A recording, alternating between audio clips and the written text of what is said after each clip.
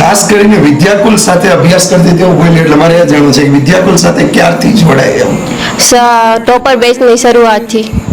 તો એવી કોઈ ટિપ્સ કે ટ્રિક્સ કે જેના દ્વારા તમે આટલું સરસ રિઝલ્ટ મળ્યું? ફર્સ્ટ તો વિદ્યાકુલમાં જ્યારે લેક્ચર ચાલતા હોય ત્યારે પૂરતું ધ્યાન આપવાનું. સેકન્ડ સ્કૂલમાં રિવિઝન થઈ જાય. થર્ડ એક્ઝામ હોય ત્યારે રિવિઝન થઈ જ જાય, એટલે કમ્પ્લીટલી બધું પાકું થઈ જાય એવું કંઈ નહીં. અને વિષય વાઇઝ કોઈ તારી પાસે નવી કોઈ ટ્રિક્સ કે ટિપ્સ હોય કે કોઈ પણ વિષય પર્ટિક્યુલર માનો કે પ્રેક્ટિકલ વિષય છે, કન્સેપ્ટ ઇંગ્લિશ છે, થિયરીનો વિષય છે, ઇકો બીઆઈએસપી છે, તો એમાં તો કઈ રીતે તૈયારી કરવી? અકાઉન્ટ તો પહેલેથી મને ગમતું હતું, એટલે એમાં તો ખાલી જસ્ટ એની રીતે જ યાદ રાખવાની કે આવી રીતે ઉધાર થાય, આવી રીતે જમા થાય, એટલે એવું બહુ કંઈક ગોખવાનું આવે ને એટલે એ થઈ જાય.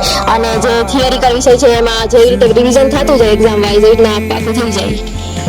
જેમી સરનો લેક્ચર અકાઉન્ટ છે ને એવી રીતે ભણાવશે કે તમે પ્રેક્ટિકલ તમારે ગોખવું નહીં પડે, પ્રેક્ટિકલ યાદ રાખી દઈશો. પછી સ્ટેટમાં સર છે ને એકને એક ધારો કે ડેફિનેશન છે તો તમને યાદ નથી રહેતી, સર એકને એક ડેફિનેશન એટલી વાર રિપીટ કરશે તમને પાક્કું યાદ રહી જશે. પછી બીએમાં મયુર સર ચાવી એટલી બધી આવશે ને કે તમારે યાદ રાખવું પડશે કયા તાળાની ચાવી છે. પછી નીલકંઠ સર એટલા મોજીલા, એટલે તમને એ ભણાવશે તો એવી રીતે યાદ રહેશે પેજ ટુ પેજ. મને યાદ છે એ નીલકંઠ સર ભણાવતા હતા ને એ કયા પેજ ઉપર કયો પ્રશ્ન આવે છે ને એ માઇન્ડમાં સેટ થઈ જાય છે. અને કેતન દાદા વાત ન થાય, શાયરી એમની શાયરી એટલી બધી મસ્ત અને ભણાવવાની રીતે એટલી રમૂજી છે.